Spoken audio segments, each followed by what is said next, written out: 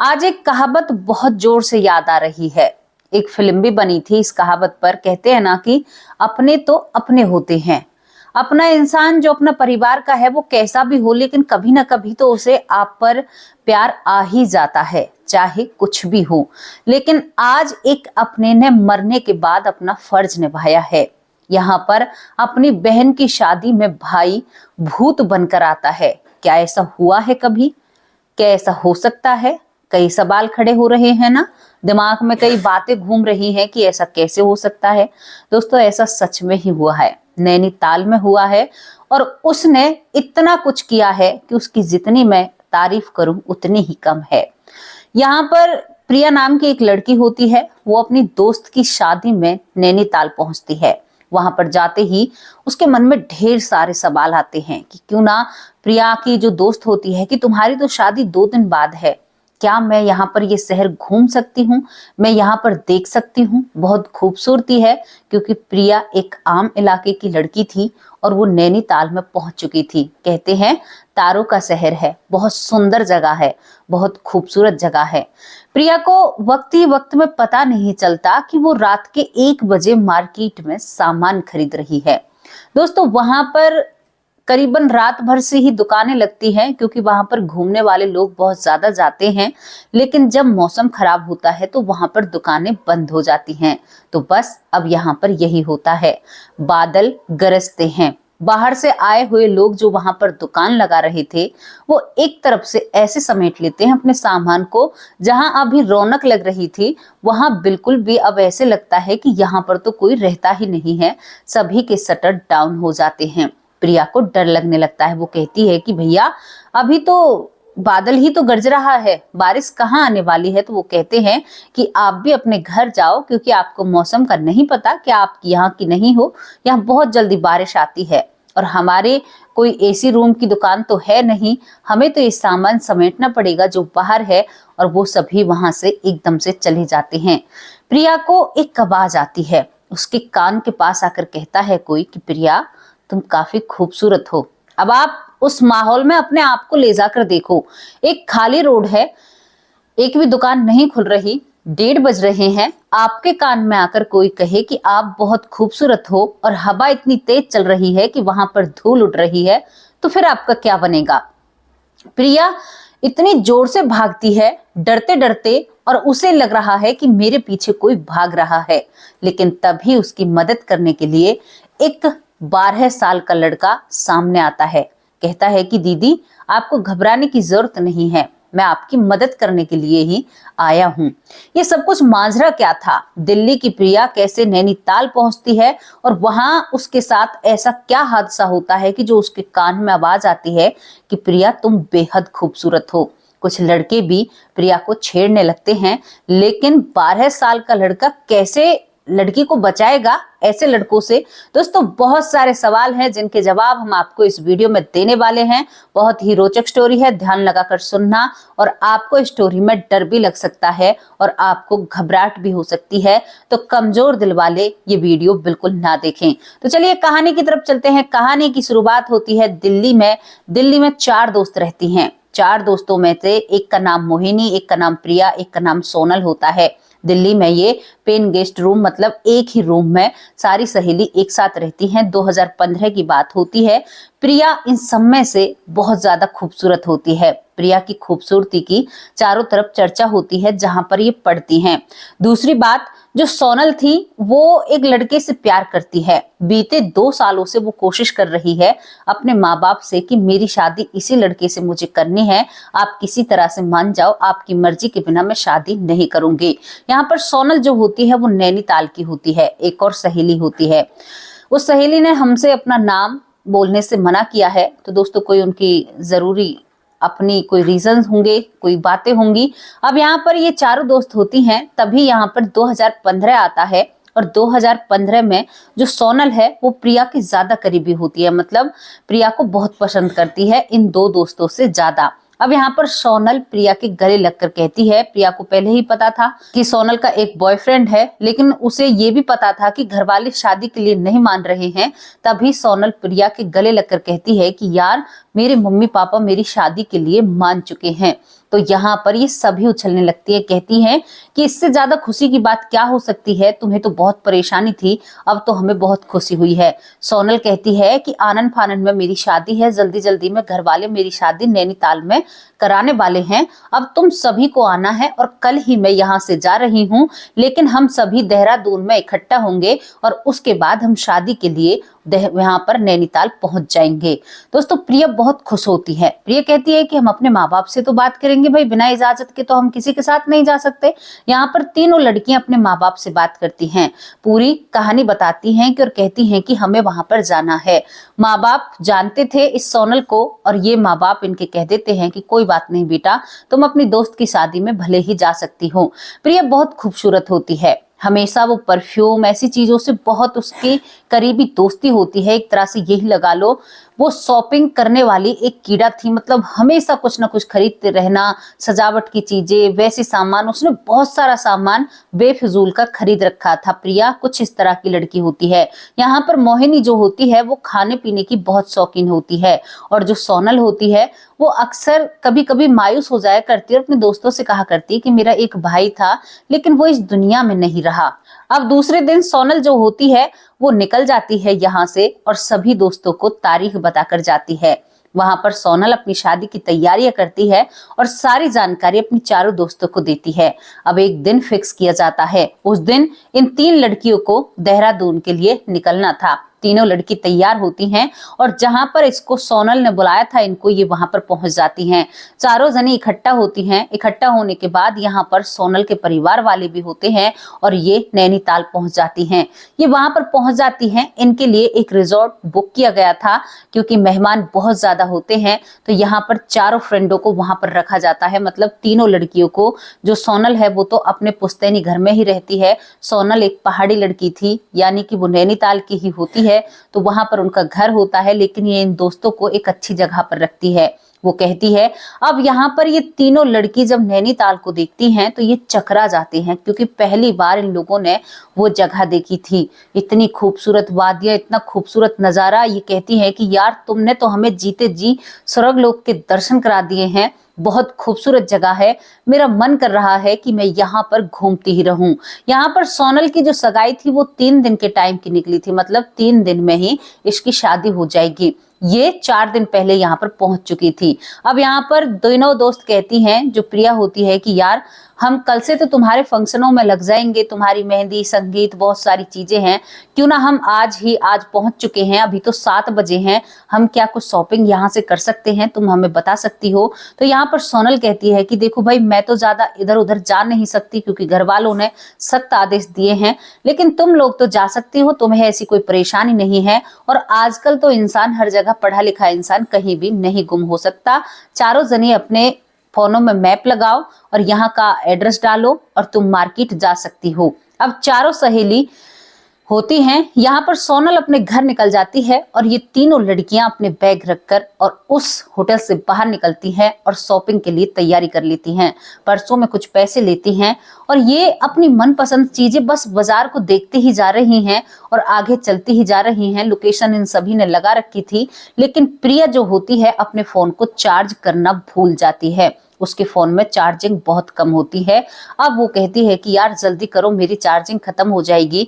तभी यहाँ पर इन सभी को 9 बज चुके थे रात के। अब ये कहती हैं कि यार 9 बज चुके हैं। तभी वहां पर एक दुकानदार कहता है कि कोई बात नहीं, यहाँ तो पूरी रात ये दुकानें खुलती रहती हैं, क्योंकि यहाँ पर बाहर के लोग बहुत ज्यादा आते हैं, तो कोई चिंता वाली बात नहीं है।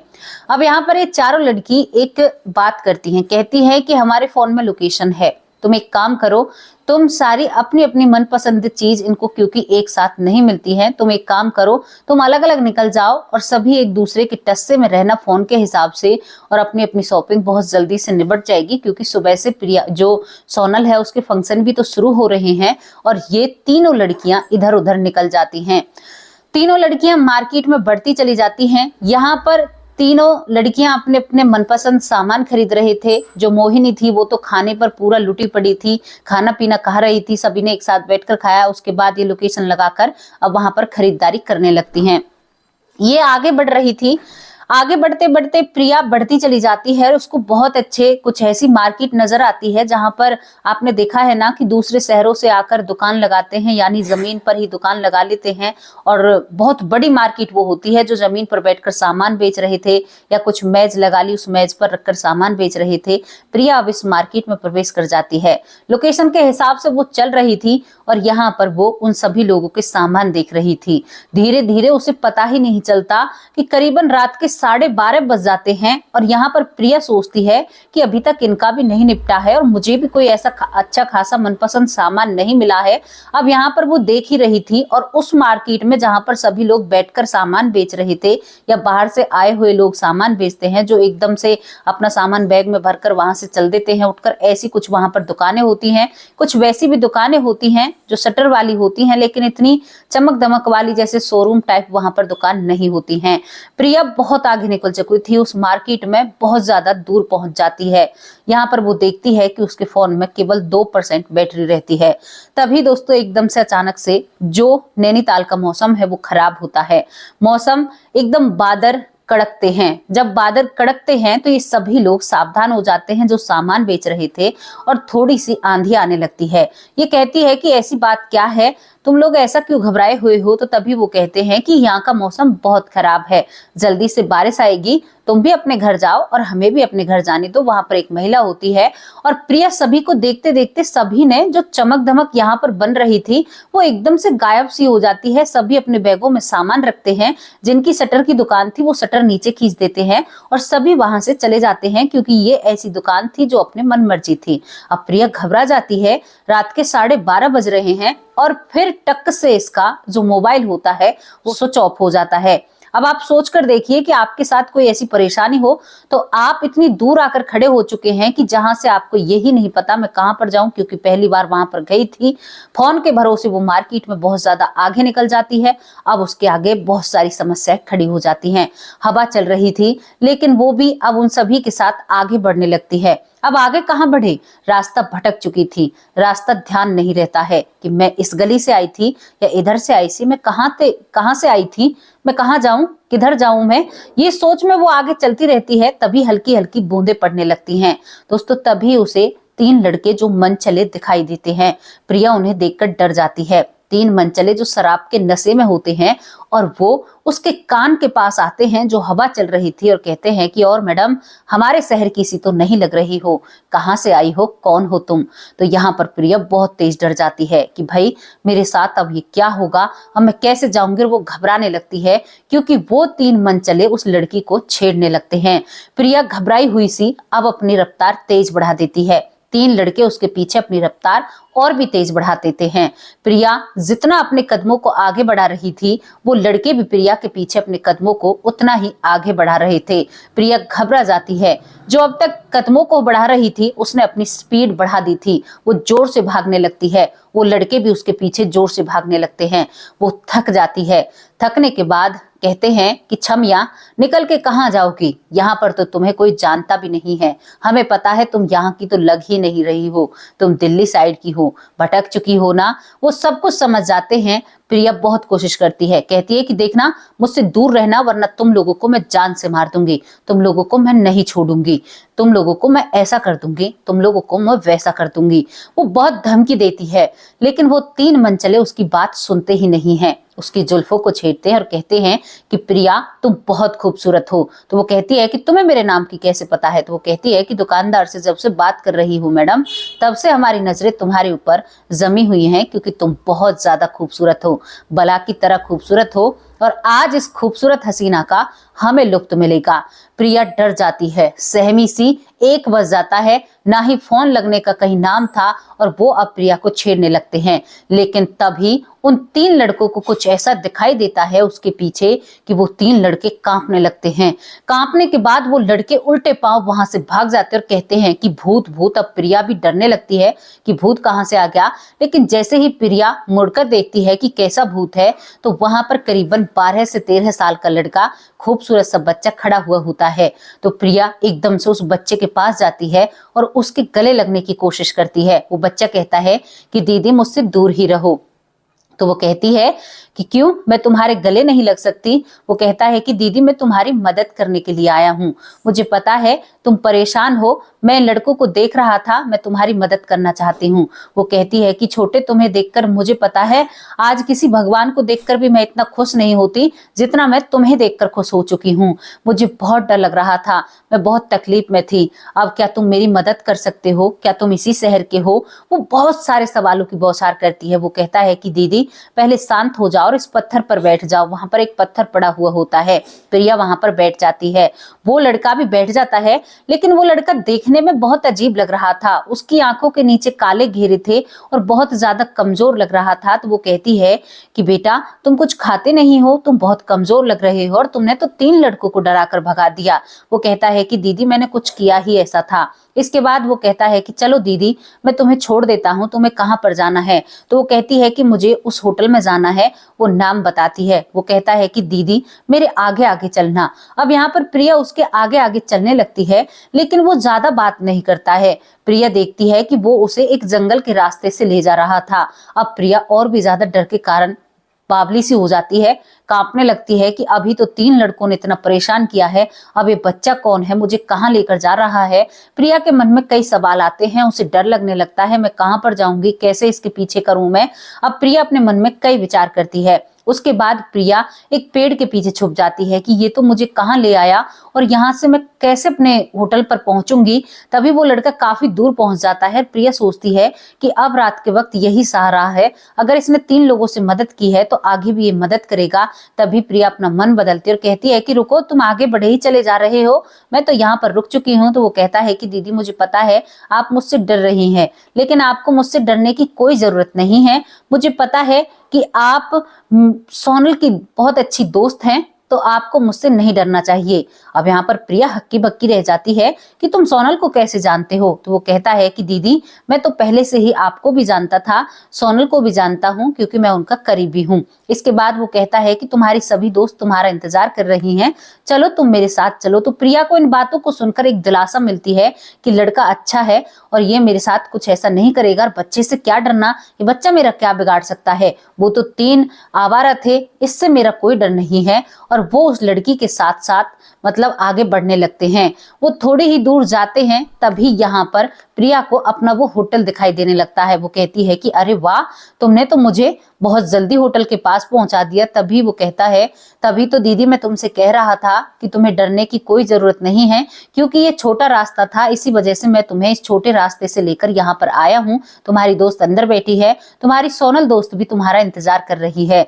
तभी यहाँ पर वो कहती है कि अच्छा भाई, तुमने अब तक सारी जानकारी मेरी तो ले रखी है, लेकिन तुमने अपना नाम नहीं बताया मुझे, तो तुम्हारा नाम क्या है। तो वो कहता है कि दीदी मेरा नाम ऋषभ है और तुम जाओ, अब तुम्हारा सब इंतजार कर रहे हैं। यहाँ पर प्रिया थोड़े से कदम आगे बढ़ाती है, लेकिन फिर कदम वापस लेती और कहती है कि ऋषभ क्या मेरे साथ तुम अंदर नहीं चलोगे, चलो तुम्हें कुछ चाय कॉफी पिला दूं। तो वो कहता है कि नहीं दीदी, मेरा तुम्हारा यहीं तक का साथ था, अब तुम अपनी जिंदगी आगे बढ़ो और एंजॉय करो। ये बात सुनकर यहाँ पर प्रिया आगे चली जाती है, लेकिन उसका मन नहीं मानता है कि इतने से बच्चे को ऐसे सुनसान 1:30 बजे के करीब टाइम ऐसे नहीं छोड़ना ठीक रहेगा। लेकिन जैसे ही वो मुड़कर तिवारा देखती है, यहाँ से जो ऋषभ था वो गायब हो जाता है। अब यहाँ से जब प्रिया अंदर जाती है, अंदर जाकर सभी दोस्त परेशान थी, एक दूसरे पर फोन मिला रही थी, और जो सोनल थी वो तो बहुत ही ज्यादा परेशान थी, क्योंकि सोनल की जिम्मेदारी थी इसकी ये सहेलियां। तभी वहां पर प्रिया पहुंचती है तो सभी के चेहरे पर एक मुस्कान आती है और सभी एक दूसरे के गले मिलती हैं। जब सभी एक दूसरे के गले मिलती हैं तो गले मिलकर यहाँ पर जो सोनल होती है वो कहती है कि यार तुमने हमें डरा दिया, बताओ कौन सा वक्त हो रहा है। और यहाँ पर जो प्रिया होती है सारी कहानी बताती है कि 3 लोगों ने मेरे साथ ऐसा किया और एक बच्चे ने मुझे बचाया। तो यहाँ पर वो कहती है कि क्या नाम था उस बच्चे को, तू अंदर क्यों नहीं लेकर आई, 1:30 बज रहा है। तो वो कहती है कि उस बच्चे का नाम ऋषभ था। अब यहाँ पर ये बात सुनकर जो सोनल थी वो थोड़ी सी हैरान हो जाती है, लेकिन ये सभी कहती हैं कि चलो कोई बात नहीं, तुम अच्छे से यहाँ पर पहुंच तो गई। और उसके बाद सोनल की शादी का प्रोग्राम चल जाता है। शादी हो जाती है, धूमधाम से सोनल की शादी होती है। यहाँ पर प्रिया भी सोनल को ज्यादा परेशानी नहीं देना चाहती है, वरना जब उसने सुना था, जब ऋषभ का नाम बताया गया तो वो यहाँ पर सोनल का चेहरा थोड़ा सा अजीब सा हो गया था कि मानो वो कुछ ऋषभ के बारे में जानती हो। और यहाँ पर सोनल ने कहा भी था कि वो तो तुम्हारा रिश्तेदार मतलब तुम्हारा पड़ोसी है, तो ये बात यहाँ पर टल जाती है। अब यहाँ पर सोनल अपनी जिंदगी अच्छे से बिताने लगती है, लेकिन अपनी इन तीनों दोस्तों को शादी के बाद अपने घर पर बुलाना चाहती है। तीनों दोस्तों को शादी के बाद अपने घर पर बुलाती है सोनल। शादी के बाद ये सभी, ये प्रिया, मोहिनी, ये सभी सोनल के घर पहुंचती हैं। वहां पर इनकी एक छोटी सी पार्टी होती है, इनको खिलाया पिलाया जाता है। उसके बाद इनके आपस में बातचीत होती है। अब बात ही बात में ये उस हादसे को भी याद करती हैं जो नैनीताल में इनके साथ घटा था। अब यहाँ पर जो सोनल होती है वो कहती है कि प्रिया, तुमने उस दिन उस लड़के का नाम बताया था जिसका नाम ऋषभ है, कौन था वो? तो यहाँ पर प्रिया कहती है कि हाँ, तुमने बहुत अच्छी बात मुझे याद दिलाई। मैं भी पूछना चाहती हूँ कि ऋषभ वो कह रहा था कि वो तुम्हारे ही घर के पास रहता है और वो ऐसा लड़का था, बहुत अच्छा था, बेचारा 12 से 13 साल का था। तो यहाँ पर सोनल कहती है कि उसने क्या कहा था? वो कहती है कि वो तो तुम्हें भी जानता था, मुझे भी जानता था, बहुत अच्छे से जानता था, लेकिन मैं तुम्हें शादी के टाइम परेशान नहीं करना चाहती थी। क्या तुम किसी ऋषभ नाम के लड़के को जानती हो, बच्चे को? तो वो कहती है कि एक मेरा भाई तो था ऋषभ नाम का, और वो इस दुनिया से जा चुका है। लेकिन जब से वो इस दुनिया से गया है उसके बाद मेरे साथ अजीब घटनाएं घटित होती हैं। कभी भी मेरा कोई काम बिगड़ता है तो वो अपने आप बन जाता है, सब कुछ हो जाता है, और मेरा भाई था। यहाँ पर जो सोनल होती है वो भावुक हो जाती है। अब प्रिया को थोड़ी सी हैरानी होती है कि वो पड़ोसी बता रहा था और ये अपना भाई उसे बता रही है। वो कहती है कि क्या तुम्हारे भाई की कोई तस्वीर तुम्हारे पास है? तो यहाँ पर सोनल भागकर अपने बैग से वो तस्वीर निकाल कर लाती है, क्योंकि सोनल अपने भाई से बहुत प्यार करती है।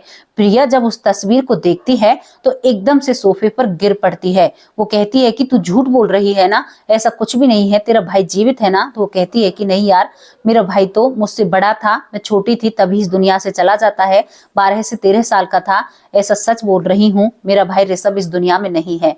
वो कांपने लगती है, कहती है कि इसी ने तो मेरी जान बचाई थी, इसी ने तो मुझे होटल का रास्ता दिखाया था। ये तुम्हारा भाई है तो फिर मुझे कैसे दिखा, ऐसे कैसे दिख गया मुझे? उसके मन में बहुत सारे सवाल खड़े हो जाते हैं और वो डर जाती है। डर के कारण अब जो सोनल थी वो उसे पानी पिलाती है और कहती है कि मेरा भाई बहुत नेक था, एक एक्सीडेंट में मेरा भाई इस दुनिया से चला जाता है और मेरी जितनी भी मुश्किलें हैं वो सभी को हल कर देता है, लेकिन मुझे ये नहीं पता था कि मेरा भाई आज भी ऐसे भटक रहा है। यहाँ पर सोनल तुरंत अपने माँ बाप से बात करती है और अपने भाई के मोक्ष के लिए बहुत सारी चीजें वो लोग कराते हैं। यहाँ पर गीता पढ़ाई जाती है उस घर में, और एक सप्ताह होता है, यहाँ पर भागवत गीता पढ़ाई जाती है जो 7 दिन में पूरी होती है।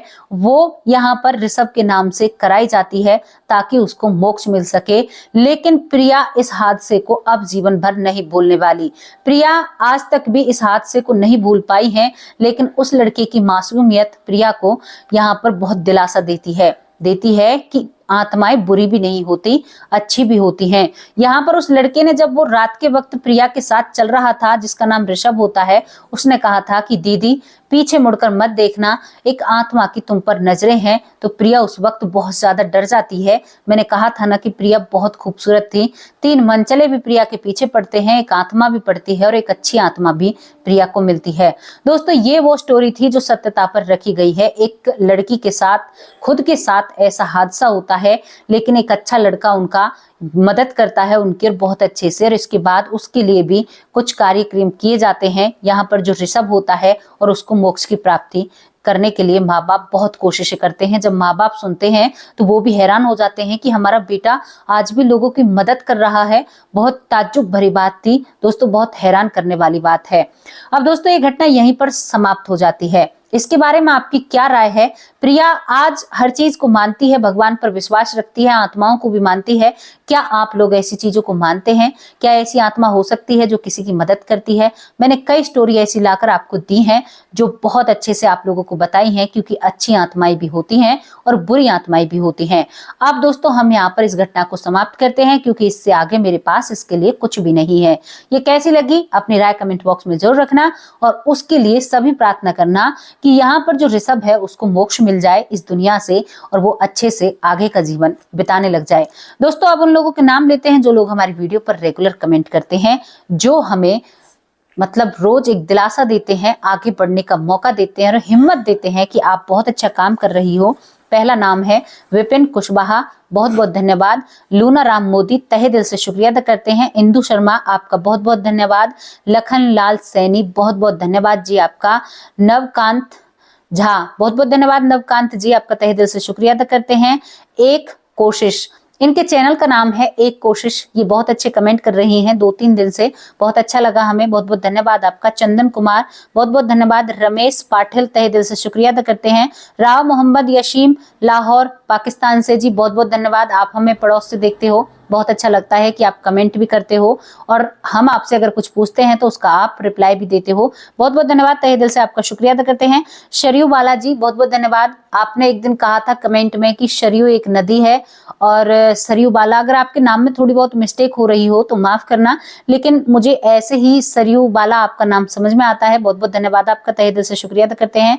रविपुरी, बहुत बहुत धन्यवाद रविपुरी जी। यशवंती जी बहुत ढेर सारा आशीर्वाद देती हैं, बेटी कहकर संबोधित करती हैं, पता है बहुत अच्छा लगता है जब लोग इतना प्यार निछावर करते हैं। बहुत बहुत धन्यवाद यशवंती जी, प्रणाम करते हैं आपको। अनिल कुमार जो हमें बेटा कहकर संबोधित करते हैं, अनिल जी आपका बहुत बहुत धन्यवाद, तहे दिल से शुक्रिया अदा करते हैं। पीहू हेला जो रेगुलर कमेंट करती हैं दोनों वक्त की वीडियो पर, और इनका कमेंट हमेशा कोशिश इनकी रहती है कि सबसे पहला कमेंट इनका होता है। सुकंतला जी बहुत बहुत धन्यवाद, आशीर्वाद बनाए रखना, आप हमारी बहन हैं। यहाँ पर सुधीर जी बहुत बहुत धन्यवाद, आपका तहे दिल से शुक्रिया अदा करते हैं। अनिल शालवी बहुत बहुत धन्यवाद। अनीता सालवी, बहुत बहुत धन्यवाद आपका, तहे दिल से शुक्रिया अदा करते हैं। रसीद, बहुत बहुत धन्यवाद रसीद जी, आप हमारी वीडियो देखते हो, हमें बहुत अच्छा लगा कि आपको जो हमारी घटनाएं हैं, कहानी है वो पसंद आ रही हैं, तहे दिल से शुक्रिया अदा करते हैं। अजीत मंडला, बहुत बहुत धन्यवाद अजीत मंडला जी, तहे दिल से आपका शुक्रिया अदा करते हैं। दोस्तों ये स्टोरी आपको कैसी लगी अपनी राय कमेंट बॉक्स में जरूर रखना। अब कल हाजिर होंगे किसी सच्ची और अच्छी स्टोरी के साथ, तब तक के लिए नमस्कार, जय हिंद, जय भारत। अपना और अपने परिवार का ख्याल रखना।